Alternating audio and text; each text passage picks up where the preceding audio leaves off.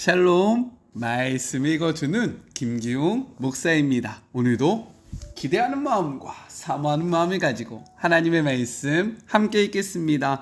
디도서 2장 1절부터 15절까지의 말씀입니다.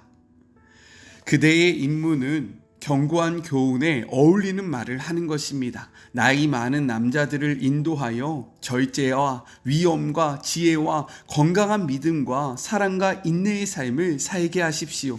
나이 많은 여자들을 공경의 삶으로 인도하여 험담이나 술주정을 그치고 선한 일의 본보기가 되게 하십시오. 그러면 젊은 여자들이 그들을 보고 남편과 자녀를 어떻게 사랑해야 하는지, 고결하고 순결한 삶을 살려면 어떻게 해야 하는지, 집안 살림을 잘 하려면 어떻게 해야 하는지, 좋은 아내가 되려면 어떻게 해야 하는지를 알게 될 것입니다.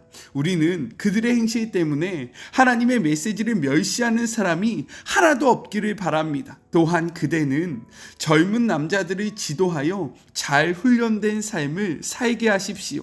그대는 몸소 실천하여 이 모든 것을 보여주고 가르치는 일을 순수하게, 말은 믿음직하고 건전하게 하십시오. 그러면 우리에게 정면으로 대적하던 자들도 수상한 점이나 잘못된 점을 찾지 못하고 결국 마음을 고쳐먹게 될 것입니다.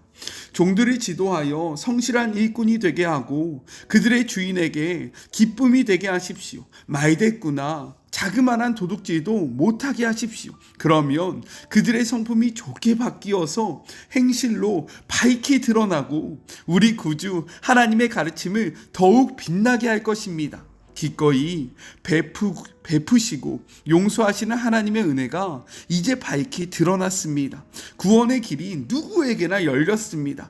우리는 하나님을 모르는 방탕한 삶에서 돌아서서 하나님으로 충만한 삶, 그분께 영광을 돌려드리는 삶을 살려면 어떻게 해야 하는지를 목격하고 있습니다. 이제 이 새로운 삶이 시작되어 우리로 하여금 위대하신 하나님과 구주 예수 그리스도께서 나타나실 영광스러운 날을 소망하게 합니다. 예수 그리스도께서 자기 자신을 희생제물로 내어주신 것은 우리를 반역의 어두운 삶에서 해방시켜 선하고 순결한 삶으로 이끄시고 우리로 그분의 자랑스러운 백성, 곧 선한 일에 열심을 내는 백성이 되게 하시려는 것입니다. 그대는 이 모든 것을 사람들에게 말하십시오. 그들의 사기를 높여주되 그들이 가던 길에서 벗어나거든 징계하십시오. 그대가 바로 책임자입니다. 아무도 그대를 업신여기지 못하게 하십시오. 이것은 하나님의 말씀입니다. 7월이 시작되었습니다. 7월 한 달도요, 매일 하나님의 말씀과 동행함으로 승리하는 하루하루가 되었으면 너무나도 좋겠습니다. 그 복된 여정에 제가 함께 할 테니까요, 우리 함께 서로 응원하고 격려하면서 믿음의 그 승리의 길을 힘차게 걸어가는 우리 모두가 되어보아요. 아셨죠? 화이팅! 네, 해봅시다. 오늘부터 우리는 디도서의 말씀을 함께 묵상할 텐데요. 오늘은 그 첫날이기 때문에 디도서가 어떠한 성경인지, 어떠한 배경 속에서 쓰여졌고 강조점은 무엇인지를 간략하게 이야기하고 오늘의 말씀을 함께 나눠보도록 하겠습니다. 디도서는요, 바울이 그레데 섬에 있는 믿음의 아들 디도에게 보낸 편지입니다. 디도서의 배경은 무엇이냐면 로마 압송 이후 2년간 가택구금을 마치고 자유로운 몸이 된 바울이 디도와 함께 선교차 그레데 섬에 방문을 하게 됩니다. 그리고 얼마 후 디도를 그곳에 남겨두고 바울은요 혼자 마게도니아로 향하는데 그 그라데 사역을 디도가 매듭맺기를 원하면서 그에 관련된 명령과 그리고 권면을 실어서 보낸 것이 바로 그의 배경이 되는 거예요. 그렇게 바울이 믿음의 아들이었던 디도에게 교회 공동체를 부탁하면서 사랑과 권면을 담아 편지를 썼기 때문에 우리는 이것을 무엇이라고 이야기하냐면 목회 서신이다 라고 이야기를 합니다. 이러한 디도서의 내용은요, 무엇이냐면 교회의 조직을 어떻게 해야 하는지, 그리고 리더의 조건은 무엇인지, 이단 사상을 배격하기 위한 교리는 어떠해야 하는지를 강조하고 있다는 거예요. 기대가 되십니까? 기대함으로 이 말씀을 함께 묵상하면서 우리가 교회를 어떻게 세워나가야 할지 함께 고민하는 그런 복된 시간이 되었으면 좋겠습니다. 우리가 함께 묵상하지 못했던 토요일과 주일의 말씀, 즉 1장에서는요 리더의 자질과 조건을 모두 5가지 악덕과 그리고 7가지 덕으로 설명을 합니다. 나아가서 공동체를 위협하는 대적자들인 헬라파를 엄히 꾸짖어야 한다라고 이야기를 해요. 그러면서 오늘 본문이 시작되는데, 오늘 본문에서는요 바른 교훈을 말할 것을 이야기하고 있습니다. 우리 1절의 말씀을 같이 한번 읽어볼까요? 오직 너는 바른 교훈에 합당한 것을 말하며 라고 이야기합니다. 바울은 디도에게요 바른 교훈에 합당한 것을 말하라 라고 권면하고 있다는 거예요. 즉 아무리 듣기 싫을 말이라 할지라도, 하기 불편한 이야기라 할지라도, 이 말을 하므로 관계가 껄끄러워지더라도 나이와 성별, 사회적 신분에 따라 하나님의 백성의 존재의 방식을 일깨워 주는 것이 바로 교회의 리더의 역할이다 라고 이야기를 하는 거예요. 그리스도인이라면 마땅히 해야 할 바른 교훈의 메시지가 있다라는 것을 이야기하고 있는 거죠. 이 말씀 앞에 우리 사랑하는 마리모 가족들은 우리가 살아가는 그곳에서 하나님의 말씀을 가감없이 선포하고 계십니까? 혹여나 내가 이 말씀을 전할 때 관계가 불편해질 것을 염려하면서, 혹은 내가 이 말을 하면 괜히 저들과 껄끄러워지지 않을까라는 것을 생각하면서 보아도 못 본 척, 알아도 모르는 척 하면서 지내고 있지는 않습니까? 하나님이 우리에게 하시는 말씀은 무엇이냐면, 오직 너는 바른 교훈에 합당한 것을 말해야 한다라는 것을 이야기하고 있다는 거예요. 우리가 어디 있든지 상관없이 정말로 우리가 있는 그곳에서 하나님의 바른 말씀을 온전히 선포하는 우리 모두가 되었으면 좋겠습니다. 먼저는요 늙은 남자들에 대한 권면이 주어집니다. 우리 2절의 말씀을 같이 한번 읽어볼게요. 늙은 남자로는 절제하며 경건하며 신중하며 믿음과 사랑과 인내함에 온전하게 하고 라고 이야기합니다. 이는요 교회의 역할을 해야 하는 남자들에게 선포되어진 말씀이라는 거죠. 먼저 절제는요 쉽게 분을 내지 않도록 제어할 수 있는 힘을 나타냅니다. 그리고 경건은요 누구나 존경할 만한 위엄을 의미하고요, 신중함은 분별력과 지각이 있음을 나타내주고 있어요. 그리고 온전함은 바르고 건전한 태도를 의미합니다. 즉 늙은 남자들은요 교회의 어른으로서 교회 안에서 신앙 전반의 기조를 다져주는 중추의 역할을 해야 한다라고 이야기를 하고 있는 거예요. 이어서 늙은 여자와 젊은 여자에 대해서 이야기를 합니다. 우리 3절부터 계속 한번 읽어볼까요? 늙은 여자로는 이와 같이 행실이 거룩하며 모함하지 말며 많은 술에 종이 되지 아니하며 선한 것을 가르치는 자들이 되고, 4절입니다. 그들로 젊은 여자들을 교훈하되 그 남편과 자녀를 사랑하며, 5절 신중하며 순전하며 집안 일을 하며 선하며 자기 남편에게 복종하게 하라. 이는 하나님의 말씀이 비방을 받지 않게 하려 함이라 라고 이야기합니다.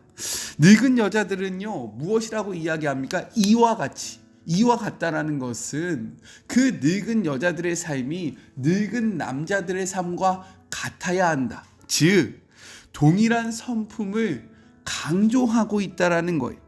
여기서 특이한 건 몇 가지만 좀 살펴보자면, 모함하다라는 그러한 말이 들어있다라는 거죠. 바울의 목회 서신에서는요 이 모함하다라는 말이 종종 사용됩니다. 그런데 디모데후서 3장 3절을 제외하고 이 모함하다라는 말은요 모두 마귀를 가리키고 있다라는 거예요. 즉 이 모함하다라는 것은 마귀의 대표적인 그러한 성격을 나타내는데, 그것이 무엇이냐면 중상모략입니다.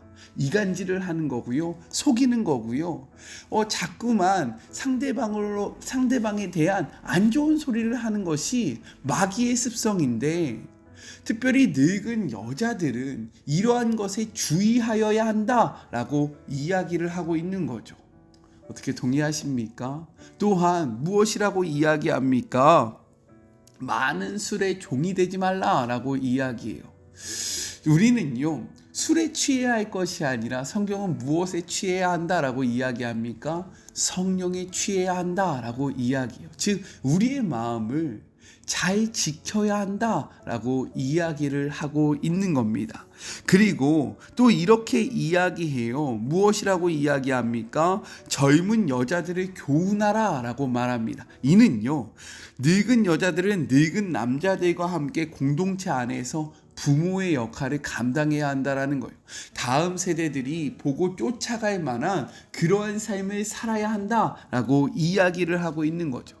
이러면서 자연스럽게 누구에 대해서 이야기하냐면 젊은 여자들을 향한 권면이 이어집니다. 그 내용을 한 가지로 이렇게 정리해 볼 수 있는데, 무엇이냐? 가정을 잘 돌봐야 한다라고 이야기하고 있다라는 거죠.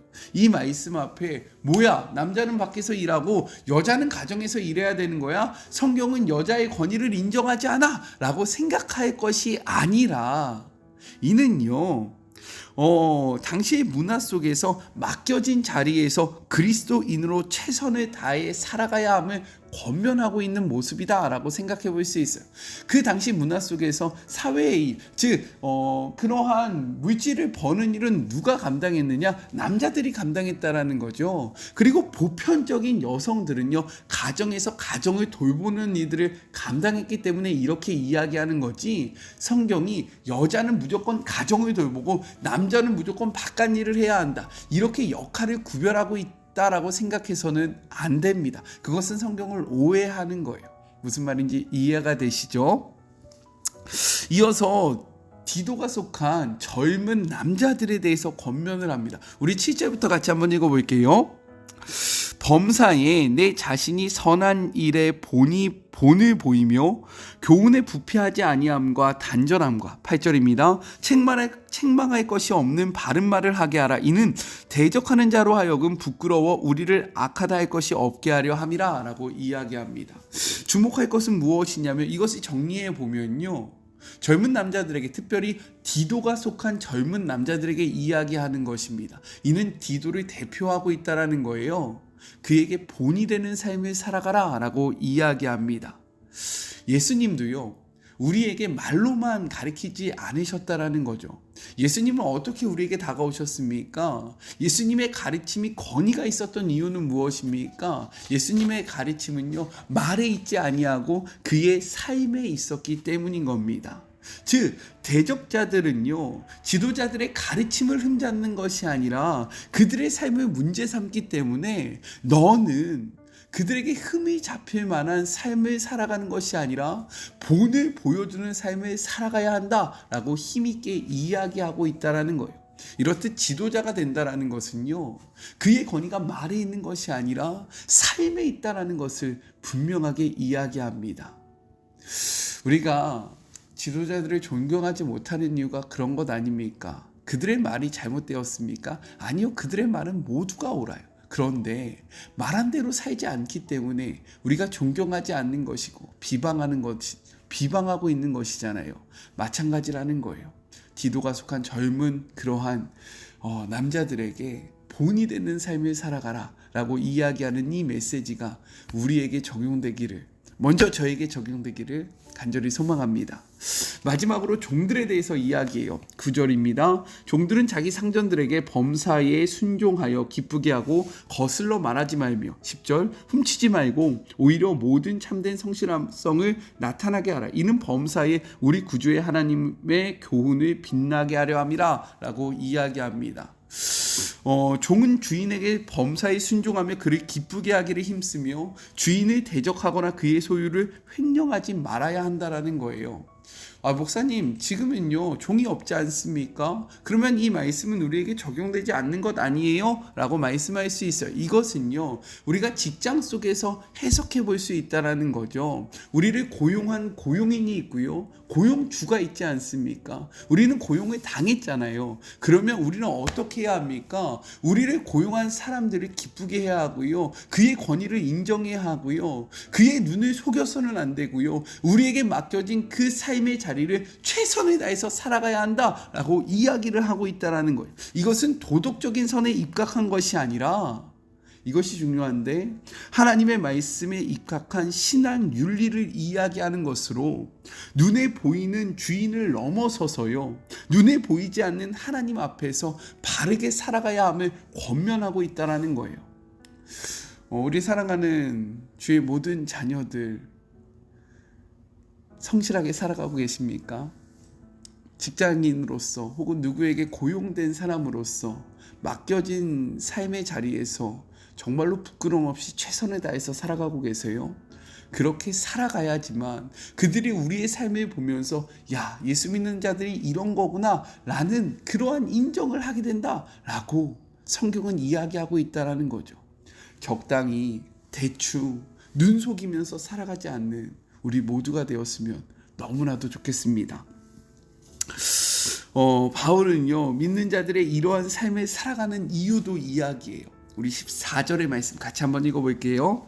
그가 우리를 대신하여 자신을 주심은 모든 불법에서 우리를 속량하시고 우리를 깨끗하게 하사 선한 일을 열심히 하는 자기 백성이 되게 하려 하심이라 라고 이야기합니다.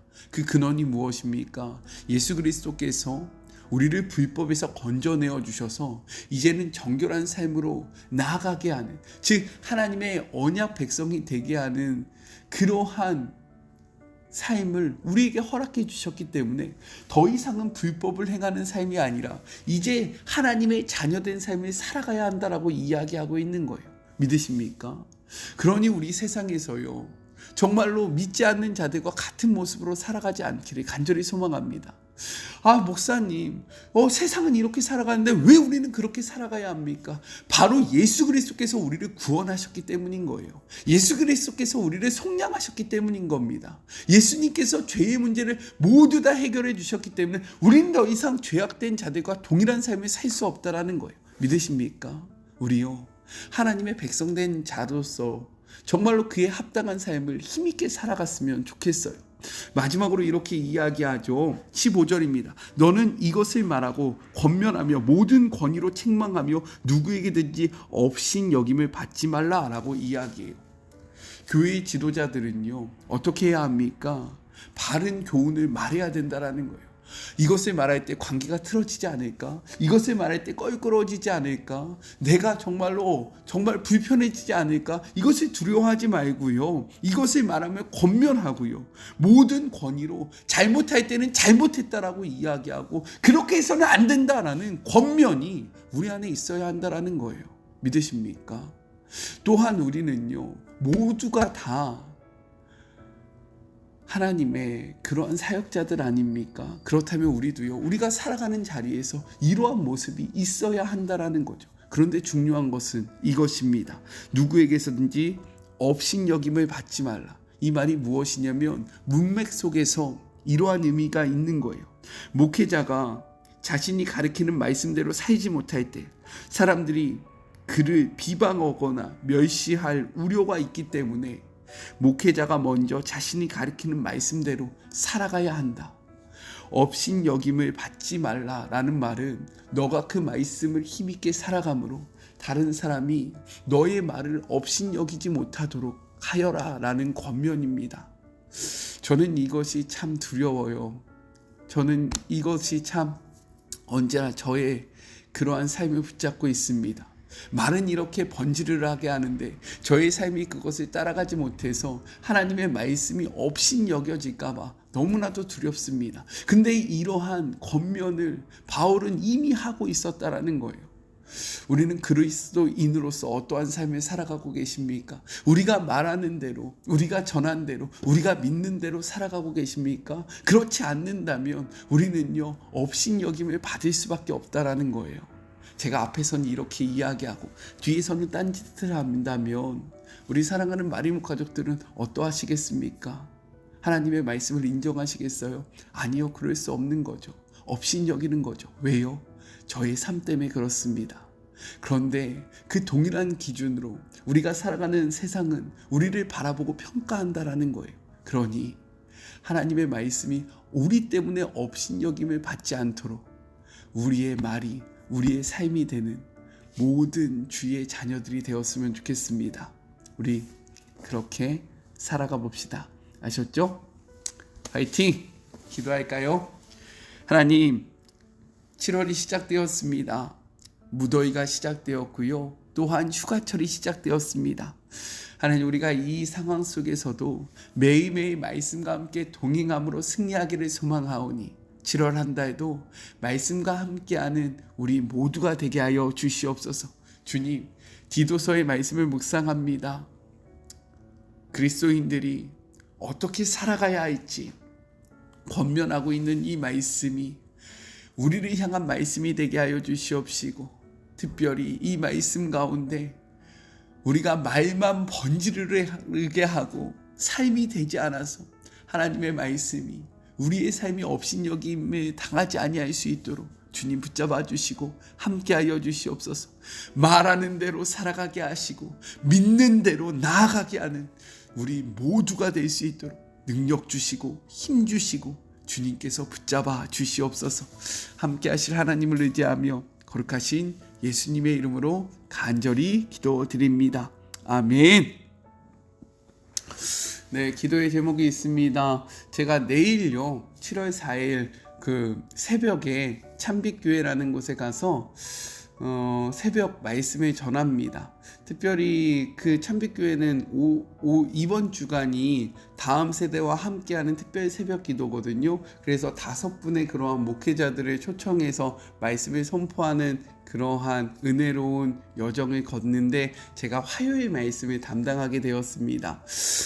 저의 말씀을 통해서 전 세대가 하나님의 뜻을 발견하고 그리고 힘있게 다음 세대들을 세워질 수 있는 그러한 생명의 메시지가 선포되어질 수 있도록 함께 기도해 주시면 너무나도 감사하겠습니다. 꼭 기도해 주세요.